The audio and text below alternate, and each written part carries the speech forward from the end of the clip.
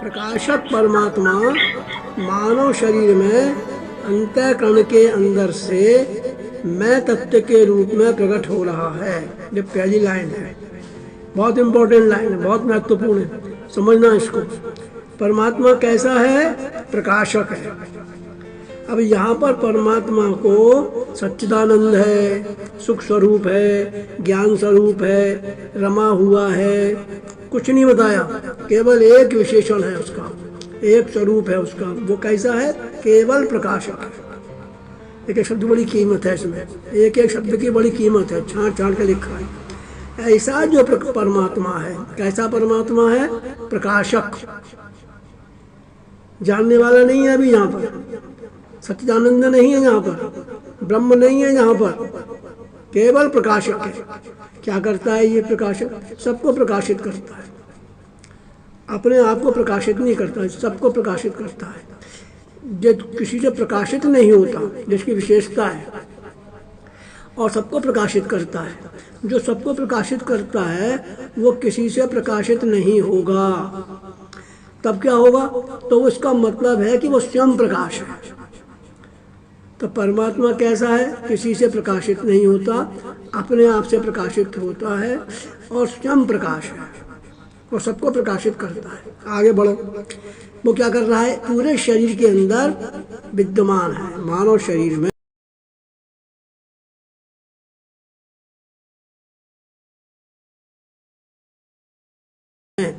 हर मानव शरीर में, जहाँ मानव शरीर लिखा मनुष्यों के लिए लिख रहे, गधे घोड़े खच्चर ऊंट और दूसरी जात और दूसरी मतलब प्राणियों के लिए नहीं लिख रहे। इसलिए वो परमात्मा प्रकाशक सबके अंदर रहता है। जितने भी योनियां हैं, जितने भी जीव हैं, जितने भी प्राणी हैं, सब में रहता है। लेकिन यहाँ पर मानव शरीर इसलिए लिखा है क्योंकि अपन मानव के सत्संग के लिए मानव की बात कर रहे हैं, प्राणी की बात कर रहे हैं, इसलिए मानव शरीर को लिखा है स्पष्ट रूप से।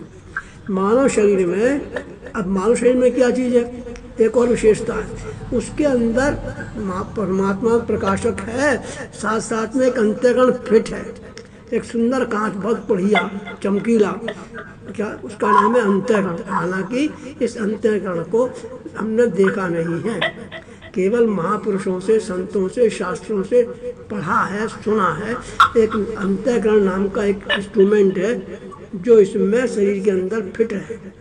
वो अंतःकरण में क्या हो रहा है कि अंतःकरण माना कांच मांग चला, अंतःकरण के अंदर से, ध्यान रखो ये शब्द बड़ा कीमती है, अंतःकरण के अंदर से मतलब क्या हुआ? वो कांच ऐसा पारदर्शी है कि जो अंतःकरण के अंदर से प्रकाशक अपने प्रकाश को फेंकता है, टकरा के बाहर नहीं आता। जैसे कांच के अंदर आत्मा प्रतिबिंब जो है वो इधर अब लौट के आता है और एक चिल्का बनाता है दीवार के ऊपर, वो चीज़ नहीं है।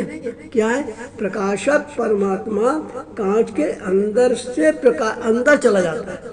हमारा जो प्रतिबिंब कांच के ऊपर पड़ता है वो लौट कर दिखता है, बाहर नहीं जाता, कांच के अंदर से निकल करके बाहर नहीं जाता। तो दरवाजे से निकल कर तुम बाहर चले जाते हो नहीं, दरवाजे से फिर लौट के आ जाते हो फोटो के रूप में, कांच के फोटो के रूप में। अपना जो कांच में शक्ल देखते हैं वो बैक हो जाता है, हम खुद दिखने लगते हैं, हमको दिखना ही नहीं है, हम लौट के आगे चले जाते हैं। जैसे मान लो पिक्चर का जो कांच है, पिक्चर हॉल में जो कांच लगा है वो बाहर से निकल के पर्दे पे जाता है, वो सीनरी, वो पिक्चर लौट के वापस उसी कमरे में नहीं आता, बल्कि कमरे में से निकल कर हॉल में जाता है और पर्दे पे जाता है। उस चित्र को ध्यान में रखो। तो वो कांच के अंदर से जा रहा है प्रकाश। तो ऐसे ही अंतःकरण रूपी कांच के अंदर से वो जो परमात्मा का प्रकाश है वो अंदर से बाहर निकल के जा रहा है, अंदर से मैं तत्व के रूप में प्रकट हो रहा है।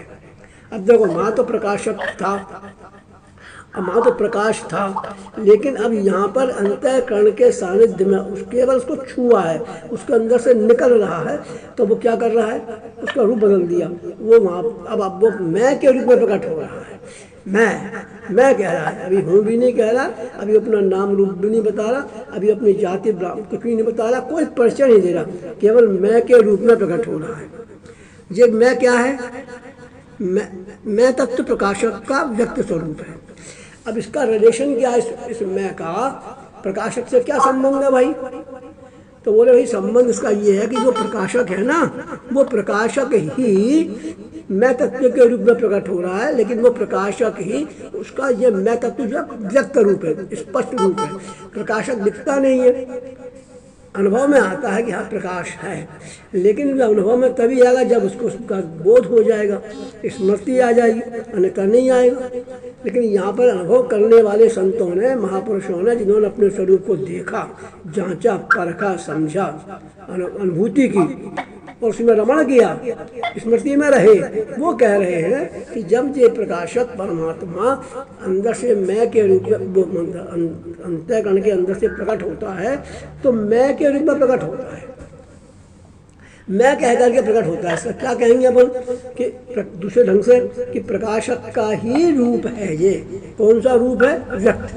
प्रकाशक अव्यक्त था, छिपा हुआ था, दिखाई नहीं देता था, अनुभव में नहीं आ रहा था, लेकिन ये मैं अब अनुभव में आ रहा है, स्पष्ट है, प्रत्यक्ष है, दिखाई देता है, बोलता है, वाणी के माध्यम से बोलता है कि मैं कह रहा है। मैं तत्व प्रकाशक का व्यक्त स्वरूप है। दूसरी विशेषता क्या है इसकी? ये अनुभव बता रहे हैं संत लोग, उनका जाना हुआ, समझा हुआ अनुभूति है, वो अनुभूति व्यक्त कर रहे हैं। दूसरा क्या अनुभव किया उन्होंने? व्यक्त स्वरूप है। दूसरा इंद्रियों, मन और बुद्धि से परे है।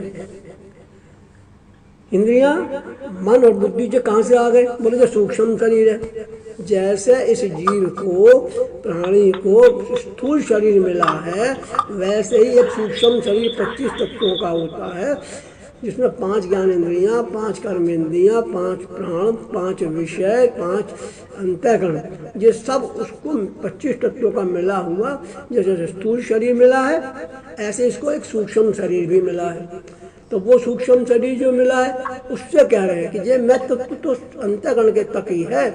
मैं तत्व से ये इंद्रियां, 5 इंद्रियां, 5 कर्म इंद्रियां, 5 विषय, 5 प्राण, ये सब उनसे जो परे है, परे माने दूर है, अलग है। और करता क्या है? इन सबसे मन, 3-4 चीजें लिखी है बस केवल। इंद्रियां, मन, बुद्धि से परे है। इंद्रियों में कर्म इंद्रिय भी आ गई, इंद्रियों में ज्ञान इंद्रिय भी आ गई। इन सबसे परे विषय वगैरह नहीं लिखे, बहुत बड़ा विषय लिखने में, इसलिए दिक्कत होती है, समझा रहा हूँ। बुद्धि से परे है। मैंने कहा भगवान ने गीता में कहा इंद्रियों से परे, मन से परे, बुद्धि से परे।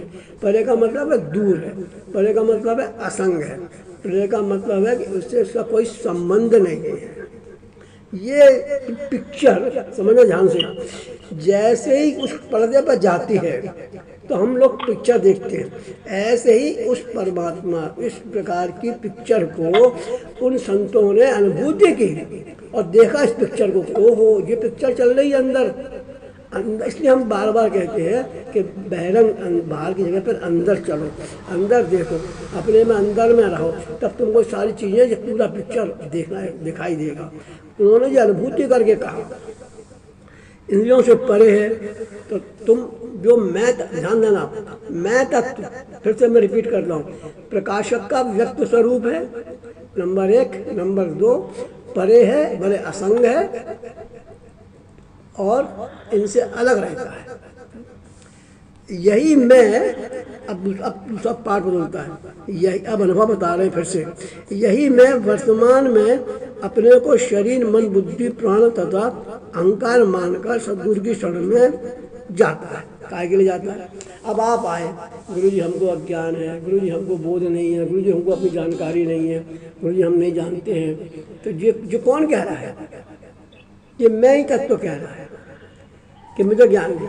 गुरु जी मैं अज्ञानी हूँ, मैं नहीं जानता हूँ, मुझे समझ में नहीं आता, मैं बहुत दुखी हूँ, मैं बहुत ऐसा हूँ, मैं वैसा हूँ, मैं संग में लग रही है, मैं हट नहीं रही, दुखी हूँ नहीं कह रहा, मैं बहुत दुखी हूँ, मैं बहुत परेशान हूँ, मैं बहुत कष्ट में हूँ, मैं संग में जुड़ी हुई है। देखो मैं तत्व पे जुड़ा हुआ है।